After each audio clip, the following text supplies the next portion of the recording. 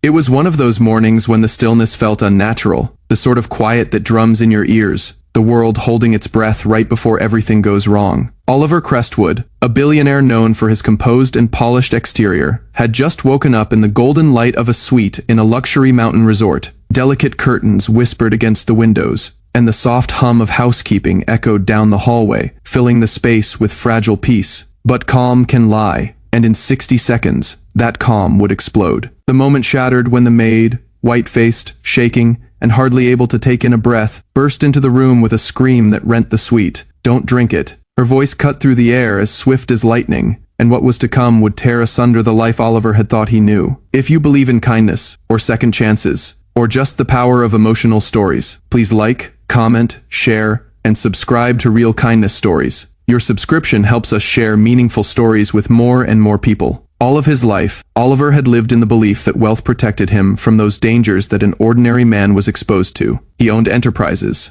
islands, houses, cars, everything except peace of mind. His wife, Helena, often accused him of worrying too much, but she never truly grasped the weight he carried. That morning, her smile was distant, yet warm enough to make him believe, just for a moment, that their troubled marriage might still be salvageable. She handed him a delicate porcelain cup of fragrant herbal tea and sat close beside him, her robe brushing softly against his arm as she leaned in. Her eyes were attentive in a way he couldn't quite name, too alert, too expectant. But Oliver didn't notice. He trusted her. He trusted the routine that had kept their marriage intact for years. Then, the scream of a maid shattered everything. Helena reacted even quicker than Oliver did. Her muscles tensed, her shoulders stiffened, and a flash of panic crossed her face. Panic he had never seen in her before. The room didn't spin physically, but emotionally everything came undone, thread by thread, revealing cracks he hadn't known existed. The maid, a young woman, Mara, stood in the doorway trembling, tears gathering in her eyes. Her panic wasn't accidental. It felt urgent, like she had risked everything to speak those 3 words in time. Oliver didn't take a sip. He set the cup down slowly, the porcelain clicking with a sound that suddenly felt dangerous.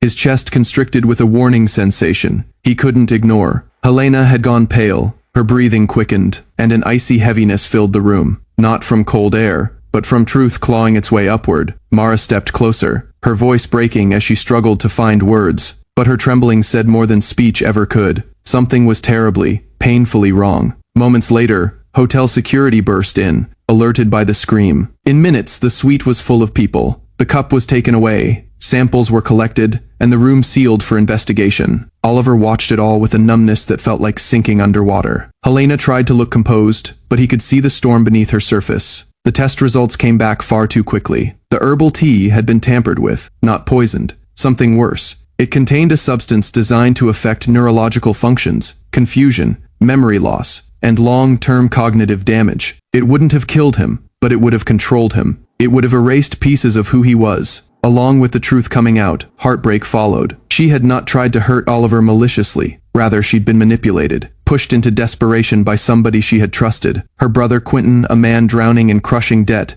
who saw Oliver's wealth as the only way to save himself. Quentin had convinced Helena that Oliver planned to leave her with nothing, a complete lie created to exploit her insecurities. The fear of Helena pushed her into a devastating mistake, one she barely comprehended when she made it. She was terrified of losing her marriage and her home, and the life she had built with Oliver. She agreed to slip the substance into his tea once, just enough, Quentin claimed, to keep Oliver befuddled through some upcoming financial meetings. In that fog, Quentin would step in, influence decisions, and quietly pocket millions. But Helena never knew the whole scheme. She didn't know Quentin planned on making her the perfect scapegoat, disappearing with the money after the heist, and leaving her to deal with the ruin alone. She thought she was protecting herself. In reality, she was being used. Mara, the maid, had seen Quentin in the suite earlier that morning. She heard enough whispers, saw enough tension, to sense danger. When she found the small vial he dropped, she instantly knew something terribly was wrong. She didn't hesitate. Her scream wasn't just a warning. It was an act of bravery. In that instant, an ordinary young woman had become the only barrier between Oliver and irreversible tragedy. To Oliver, loyalty had always been a transaction, bought or negotiated or secured through contracts. Mara had shattered that notion, reminded him there was still good in this world. People still stepped forward, often at great hazard to themselves, for no other reason than it was the right thing to do. Afterwards, Oliver broke in ways he never imagined. It wasn't the betrayal, it wasn't the scandal, or the headlines, or the sudden implosion of trust. The wound that cut deepest was the realization of how deep Helena's fear had grown when he wasn't paying attention. The woman he had sworn to protect had been quietly shattering inside while he was busy running companies and empires. He didn't excuse her actions, but he understood them. So he opted for compassion over anger, truth over vengeance. They parted quietly, two wounded persons taking diverging roads, both wiser, changed forever. Over the following months, Oliver rebuilt not his fortune, but his humanity. He paid for Mara's education, helped her family to escape from poverty, and created a foundation to protect people that were caught in manipulative financial situations like Helena had been. For the first time in years, he used his wealth not as a shield, but as a way to lift others up. The man who once thought money made him invincible finally learned that money, when used with love, could also heal. As this story comes to an end, take a minute to reflect upon it.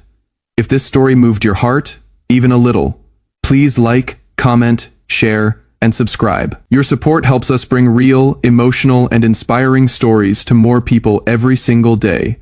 Before you go, drop a comment below and tell us one thing you believe the world needs more of.